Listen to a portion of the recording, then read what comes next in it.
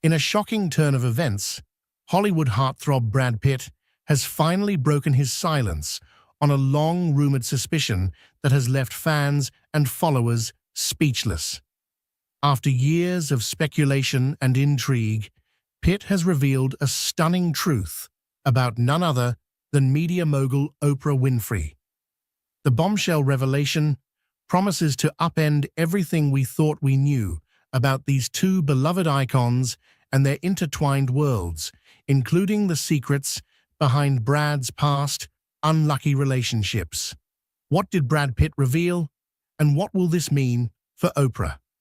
Join us in this video as we delve into the shocking truth Brad Pitt revealed about top TV personality Oprah Winfrey.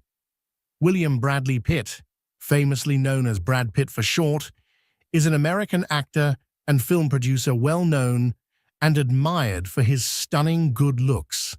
Throughout his prominent career, Brad has starred in high-profile movies with excellent reviews that garnered him various accolades, including 2 Academy Awards, 2 British Academy Film Awards, 2 Golden Globe Awards, and a Primetime Emmy Award.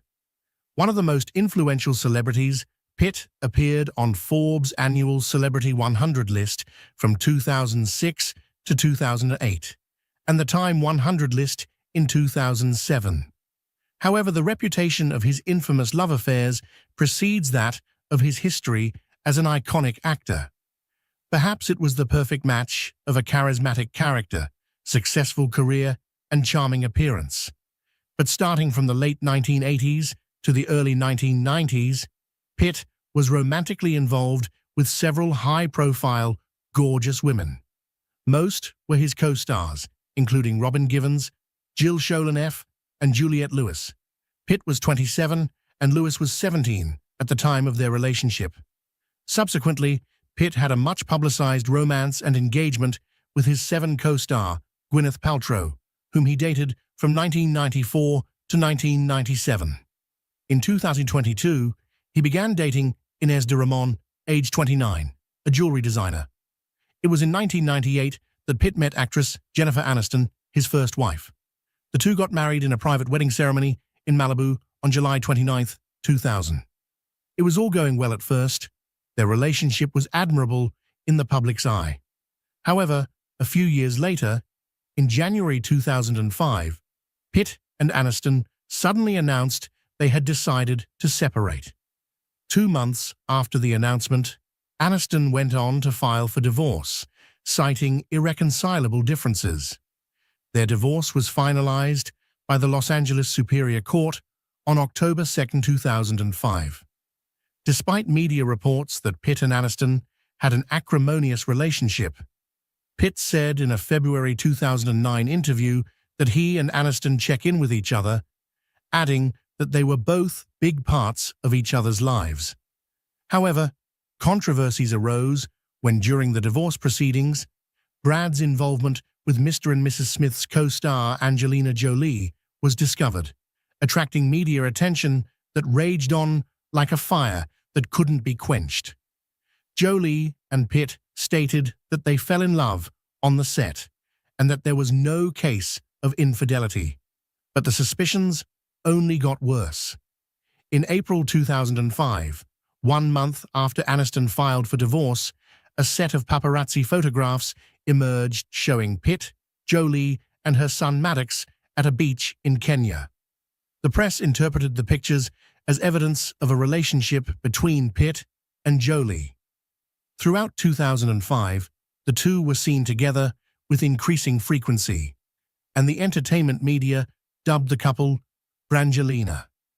On January 11, 2006, Jolie confirmed to People that she was pregnant with Pitt's child, thereby publicly acknowledging their relationship for the first time. But it was only after 7 years in April 2012 together that the two, finally Pitt and Jolie, announced their engagement. By August 14, 2014, they were legally married and had their wedding in a private ceremony at the Château Miraval, France, on August 23, 2014. But there seemed to be something wrong in Brad's love history.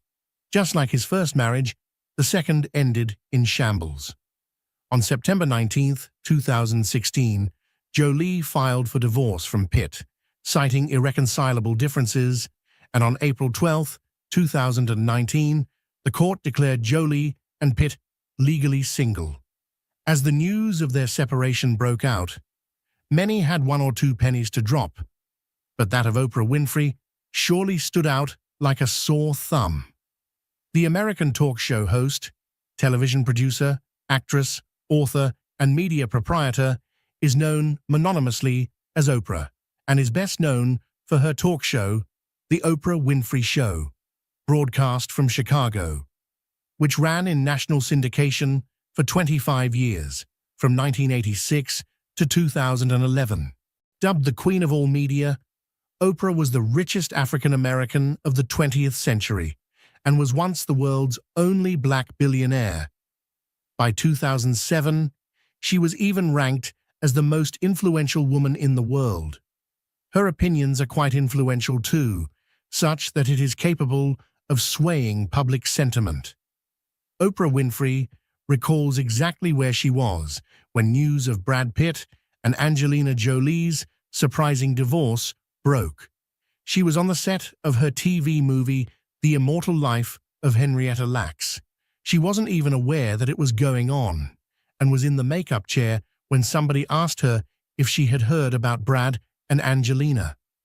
Winfrey tells Australia's TV Week, "All I could think was, it's the one thing that will take Trump out of the news for a day." As for many others, the split came as a complete shock to Winfrey's pals. She even had to check on her longtime bestie Gayle. Finding out the truth of the incident, Oprah emphasized that no couple is perfect. She adds that she has done the Oprah show for long and knows that there is no such thing as perfection in relationships. The couple can look good, but know that behind closed doors, everybody has their stuff. Most of all, Oprah hoped the high-profile family would be able to get through the troubled time because she knew what a circus separation could be. However, although she expressed this, Oprah Winfrey was critical of Angelina Jolie's actions, particularly regarding her divorce from Brad Pitt and their subsequent custody battle. Oprah Winfrey happens to be a longtime friend and confidant of Jennifer Aniston, Brad Pitt's ex-wife, and there were rumors that Oprah may have been critical of Brad Pitt's behavior during their marriage. While these controversies were low profile to the public and there were no direct confrontations, inside information reveals that Oprah Winfrey, Brad Pitt, and his ex-wives do have a complex relationship. Interestingly, Brad Pitt's alleged issues and confrontations with Oprah Winfrey are all related to his previous relationships. When the incident concerning his famous previous relationship with Jennifer Aniston happened, Jennifer appeared on The Oprah Winfrey Show. This was shortly after her separation from Brad, but her intention was not only to discuss Brad, but unlike many anticipated, the interview primarily focused on Jennifer's career and personal issues rather than her separation from Brad. But despite not saying anything about Brad Pitt and Angelina Jolie in the interview, it was clear whose side Oprah was on. It was obvious as soon as Jennifer Aniston made an appearance on her show, since the two were acquainted. It was suspected that the two had a sensitive conversation that led to Oprah even going as far as to promise that Jolie and Pitt would not be appearing on her show together. And truth be told, they never did.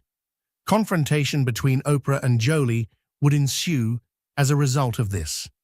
According to insider claims, Oprah thinks Brad was a show-off during the divorce, and as many speculated, was trying to rub his new relationship with Jolie on Jennifer's face. It is also rumored Oprah considered herself one of Jennifer's strongest public defenders and thought Brad was too quick to end his relationship with Jennifer and get Jolie pregnant. She didn't seem particularly fond of their marriage. These rumors and controversies created some sort of friction between the two since then, and it is even believed that Angelina has never forgiven Oprah for siding with Jennifer Aniston. Oprah's alleged opinion didn't also appear to go down well with Brad Pitt, and stemmed some deep-rooted conflict between them that seems unlikely to be resolved anytime soon. Brad Pitt was last seen on The Oprah Winfrey Show in 2005 and worked with her for the last time in 2020, almost as if going head-on with her confrontations. If the two are on good terms or will ever collaborate on a project, no one knows for sure, but the world hasn't forgotten their rumored feud. But do you think the two are really in a conflict concerning Brad Pitt's past relationship concerns? Let us know in the comments. If you enjoyed the video, make sure you like, share, and subscribe to the channels. But I am not reaching out to anyone asking for money, so please do not send money to these. Jason Momoa just revealed a shocking truth about Oprah Winfrey. Oprah Winfrey is not a new name in Hollywood. She doesn't need any introduction, as she has become one of the most successful talk show hosts. Oprah is a media mogul, a philanthropist, but everyone who seems to have had an encounter with her keeps saying behind her warm smile and inspiring words, there's this part of her we don't know about. From heated exchanges with celebrities like Angelina Jolie and Ludacris, to accusations of manipulation and insensitivity. But what's more shocking now, and unbelievable, is what Jason Momoa, our Aquaman, disclosed about Oprah following the Maui fire incident. I wanted to inform everyone that there's been some people on Instagram pretending to be me, asking for money. You know, everything is not shown on camera, so what's really going on behind the scene? And what did Jason finally expose? Join us in this video as we share this revelation. The unbelievable revelation about Oprah Winfrey. Two of Hollywood's most beloved stars, Jason Momoa and Oprah Winfrey, have been making headlines recently. But this time, it's not for their latest projects or philanthropic efforts. Instead, it's for a shocking revelation that has left us stunned. Oprah is well known for her tough but fair interviews and has had her share of celebrity feuds over the years. Oprah's reputation has faced numerous challenges. However, nothing could have prepared us for her latest controversy, a shocking incident involving the Maui wildfire incident that has sparked outrage and accusations of displacement and insensitivity towards indigenous communities, with none other than Jason Momoa leading the charge. The Aquaman star recently opened up about his experiences with Oprah, revealing a shocking truth that has left fans reeling. How true is this? And what exactly did Oprah do this time? Keep watching to find out. It's not a new thing for Oprah to find herself at the center of controversy and serious drama. Over the years, she has had her heated arguments with different celebrities. This is much expected. But Whitney seems to be the problem all the time. Many fans said they liked her at first, then she changed. Like in the case of Angelina Jolie, Winfrey was left surprised when Angelina refused to donate for a project. It was during her launching of Oprah Winfrey Academy for Girls in South Africa that she was expecting Angelina's support because she loves to take part in projects like that one. She was known for her humanitarian work, but surprisingly, she turned Oprah down. Many said it's because Oprah took sides with Jennifer Aniston, and Angelina happened to be with Jennifer's ex-husband, fair enough, but their relationship has been hostile since then. Another one was with Rachel Ray. According to sources, the two had a heated exchange where Oprah allegedly accused Rachel of using racist language in a conversation. But when confronted about the incident, Rachel Ray denied ever having such a conversation with Oprah. But insiders claim that the tension between the two has been building for years, with Oprah taking issue with Rachel's use of certain language.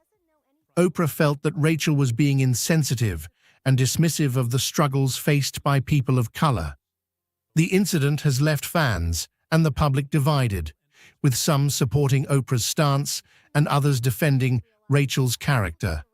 We didn't even know whose side to be on anymore. One thing was certain. After these incidents, the Rachel and Oprah relationship was forever gone. Whatever they shared, that was the end. Oprah's case with Chris Pine left everyone shocked. Her reputation for speaking her mind has sometimes led to friction with some of Hollywood's A-list. One of such is with Chris Pine, the Star Trek actor known for his charming on-screen presence. Oprah and Chris had a tense encounter with Pine. Details of the encounter remain scarce, as Chris Pine has remained tight-lipped about the incident. He refuses to talk much about it. He said he didn't want to say much about it, so he wouldn't end up saying things he might regret. In all speculations and fans talking, Chris Pine has continued to maintain a dignified silence on the matter. His refusal to engage in a public feud has only added to this, leaving fans wondering what really happened between them. Oprah never stops to make headlines. And again, guess who left with a sour taste in his mouth in Oprah's show? It was rapper and actor Ludacris. He came on the show to promote a movie. Ludacris felt that Oprah had unfairly edited their conversation to make it seem like he was endorsing her views, while omitting his own thoughts and opinions. Ludacris was reportedly taken aback by the editing, feeling that Oprah had manipulated their conversation to suit her own agenda. Yes, it was her show, but certain things should be done properly. He said he initially came to the show to promote the film and not talk about his rapping career, but Oprah didn't seem to be going on the same path. And now, it's Jason Momoa's turn. The actor, who has been vocal about his love for his home state of Hawaii, recently spoke out about the devastating fires that have been ravaging the island of Maui. The fire that ravaged the island of Maui left a trail of destruction and heartbreak. The flames swept through the land with unrelenting force.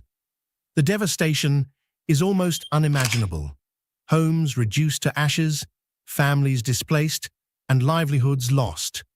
The emotional toll is just as severe, with many residents struggling to come to terms with the loss of their beloved island paradise. Jason made headlines following the video he posted, telling tourists to stay away from Maui following this devastated wildfire. He emphasized the need for locals to have access to essential resources without the burden of tourists during this critical time, and surprisingly, Oprah happens to purchase a property. Jason's issue is with Oprah's decision to purchase a house in Maui, which he feels has displaced indigenous communities still reeling from the devastating fires. He believes that Oprah's purchase has further marginalized the native people, who are struggling to recover from the disaster. And that's not all. Jason's annoyance is also on Oprah, and Dwayne acts on camera, speaking of donating money concerning this incident. He clearly stated that it's deeply heartbreaking and disgusting to know that there are people attempting to take advantage of this tragedy. In his opinion, he sees it as pure evil and a way of stealing money from the poor. On Instagram, pretending to be me, asking for money. Pure evil, in my opinion. Not mentioning names, he clearly called them scammers. But we know he was talking about Oprah and Dwayne Act, because who else came out talking about donations? Oprah said she has created the People's Fund of Maui that will put money directly in the hands of the people who need it. It got many people talking, saying it is a phony SOS for making money.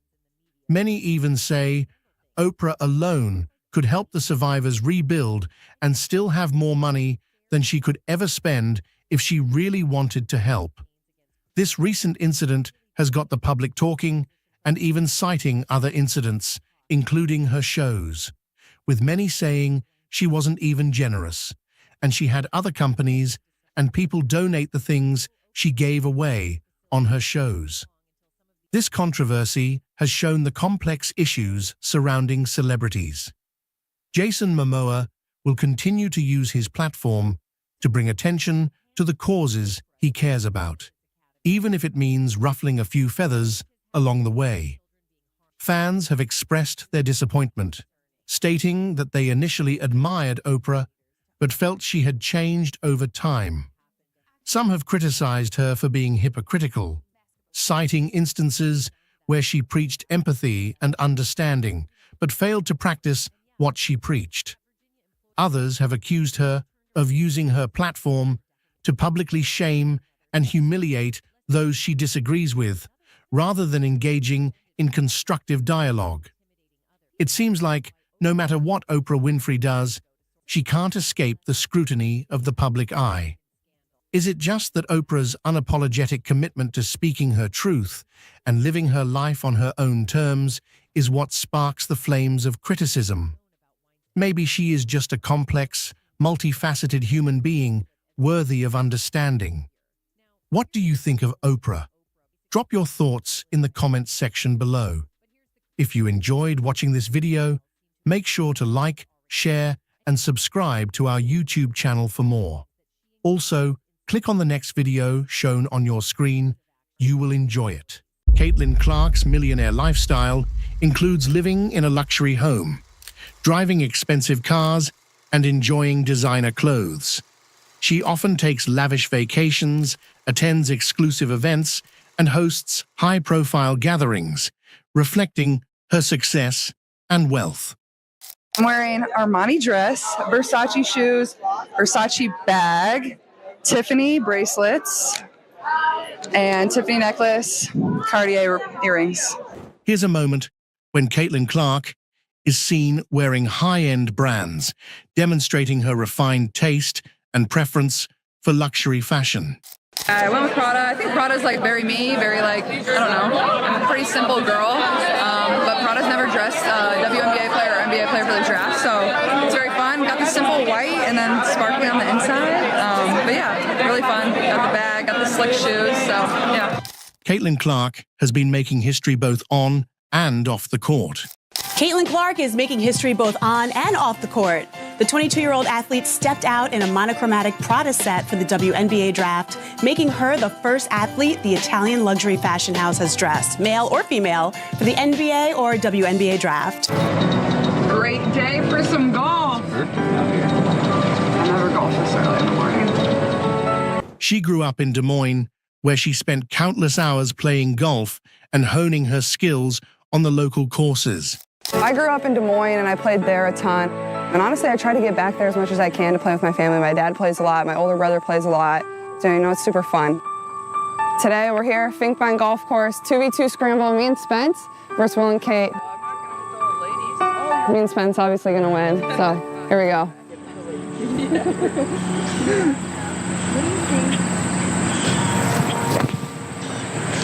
We're very competitive people. We love to compete, whether it's on the basketball court or if it's out here. I think it just adds a fun element to golf. People who know Caitlyn often say that she is incredibly goofy and always making jokes, bringing a lighthearted vibe to any situation. They would probably just say I'm like super goofy. Like I just make like, I don't know, jokes all the time. And I don't think people always understand that. Like when I'm on the court, like I'm competitive, I'm like passionate. When she's off the court, Caitlyn understands that life is about more than just basketball.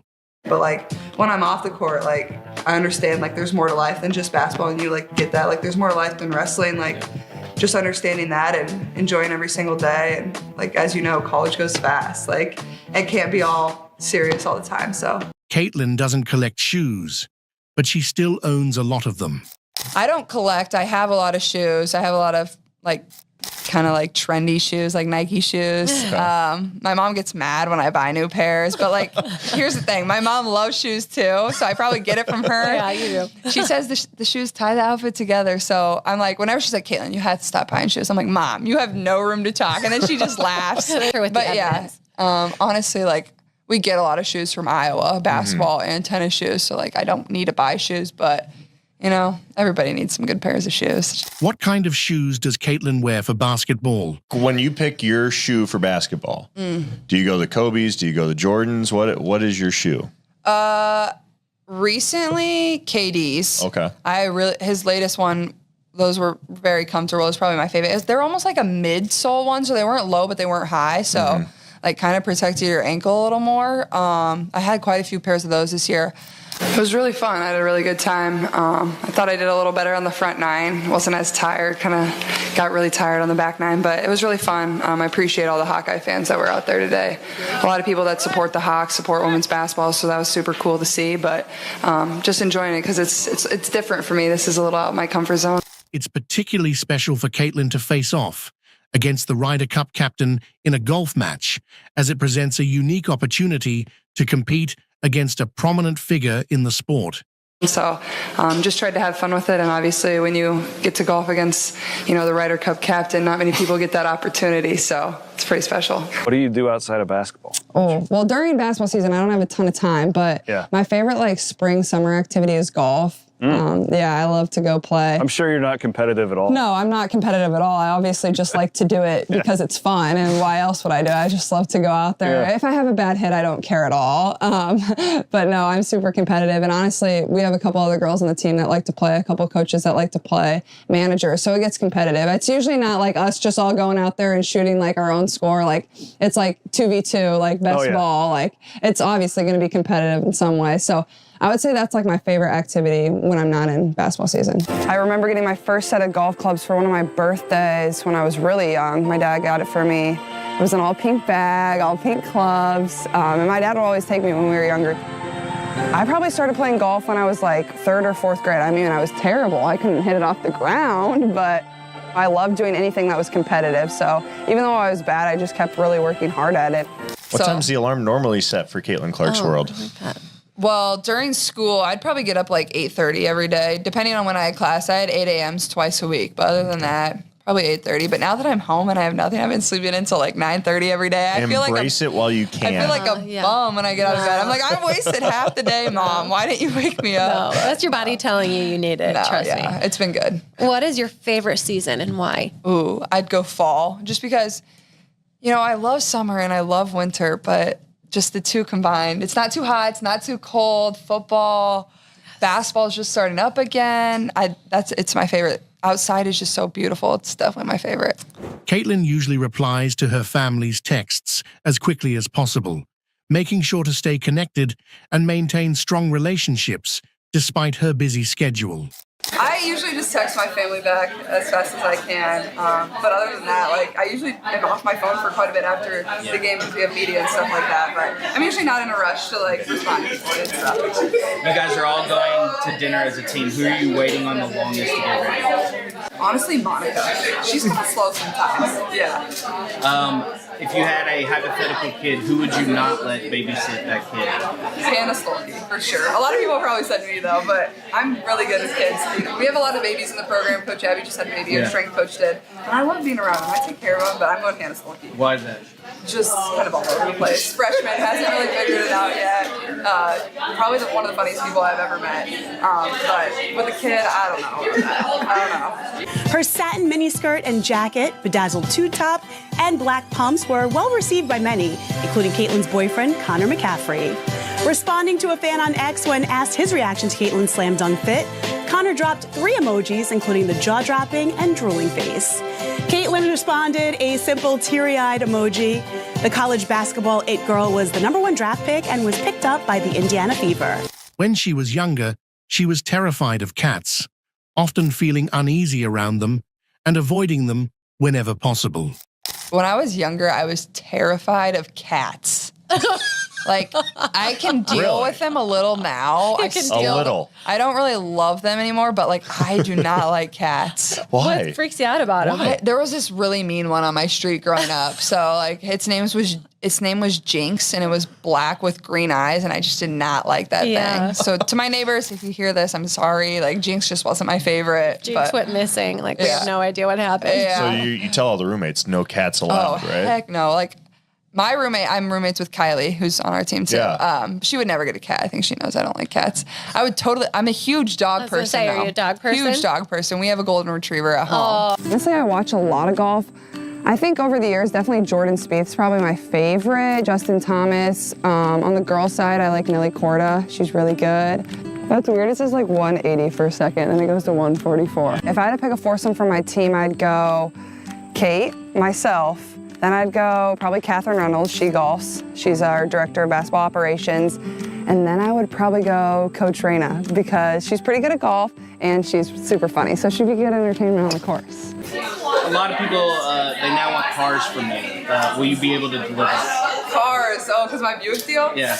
I don't know about cars. I was joking with one of our managers. I'm like, hey, I'm going to get you a minivan. I think you'd be really cute driving a minivan, but no, I wish I got a car. I got them all headphones, though, with my Bose deal, which was fun. They all love those. So we're all going to have matching headphones going to the tournament. What shoe have you not rocked that you want to rock? You come back in one game, into the locker room, you can crush any meal. What are you picking? Chicken parm, pasta, and a big glass of chocolate milk. Here's a list of the shows and movies Caitlyn Clark watches on Netflix.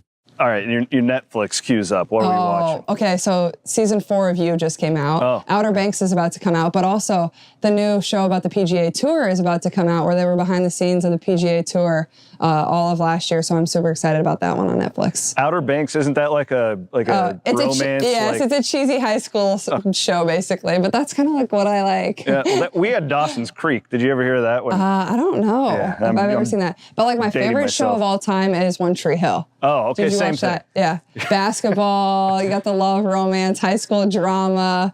I remember, like, that was my favorite show. I love watching Netflix when I have downtime or just chilling. When I have time, like cooking meals at home or baking. You know, I grew up with my mom, who's a super good cook, so I learned some things from her. Music. Okay. What are you bumping to when you're warming up? Okay, this is probably gonna be surprising to a lot of people, but I go more like calm music when I'm like warming up because I'm already so like amped and juiced for the game that I don't need to keep adding to it. So I'm going more like calm music, like country music is usually what I pick.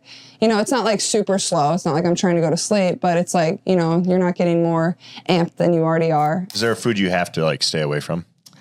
Honestly, not really. I'm not a very picky person. I don't like mushrooms. I don't like anything like super fancy. Like I kind of just like the basics, but I don't know.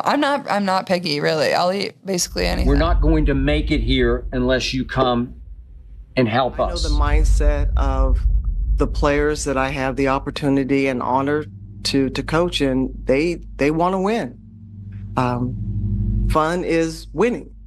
Appreciate everything that they've done, and for them to have this moment too and be a part of it, like it's just super cool. Cheryl Miller has 3 Indiana Fever teams under her belt. So we're here at the WNBA AllStar Game. She's the head coach of Team WNBA. All right, you got 3 Fever players on your team. Caitlyn Clark, Kelsey Mitchell, Aaliyah Boston. You've been able to watch these guys from afar. Yeah. What's your perspective been of how they've been trending and just them individually as well? I will say one thing.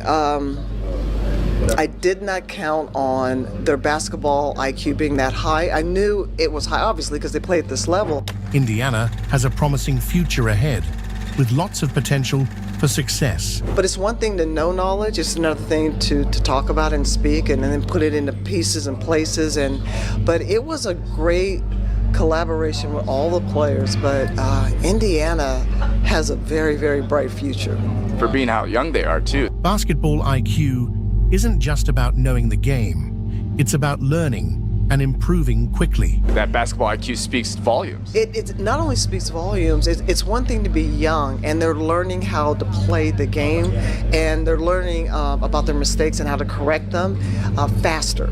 And so they're making those game, in-game and out-of-game adjustments. Cheryl is confident that they will mature and improve as they continue playing.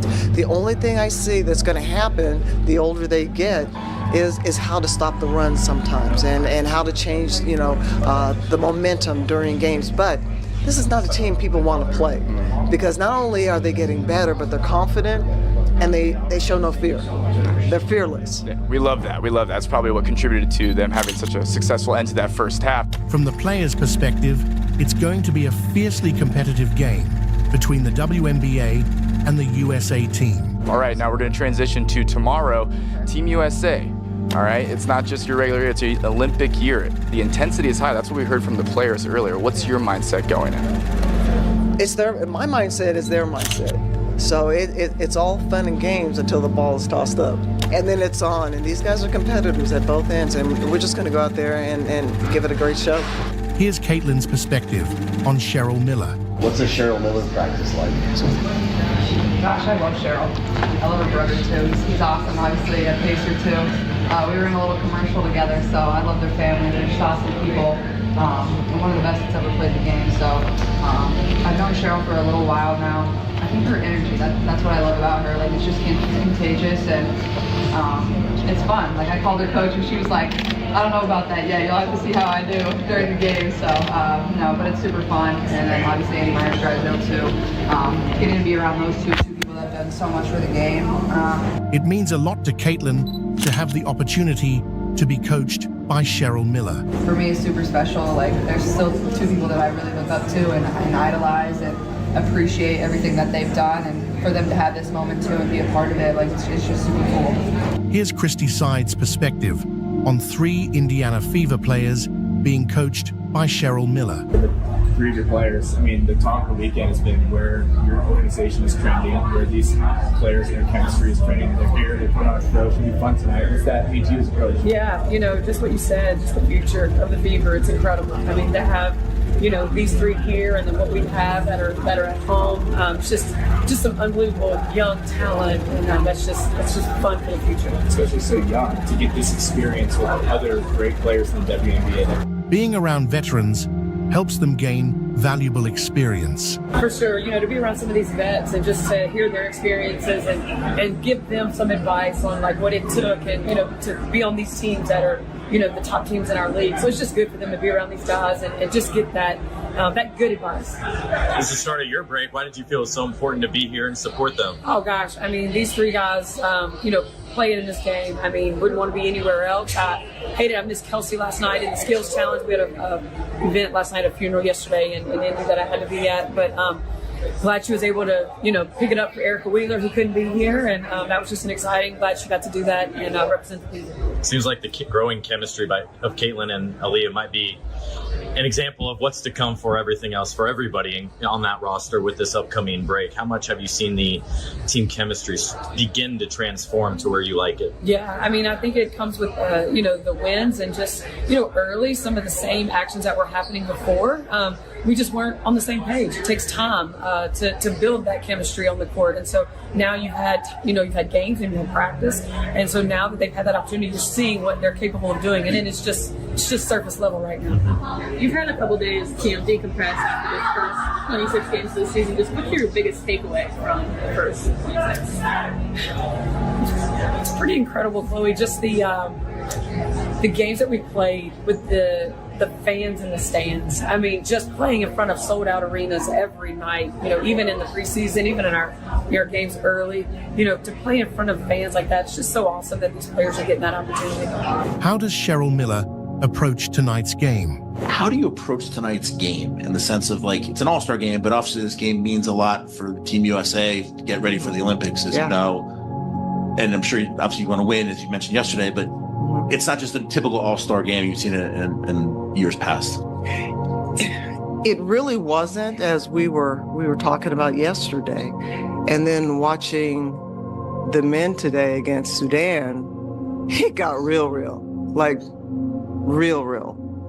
So with that being said, I know the mindset of the players that I have the opportunity and honor to coach, and they want to win.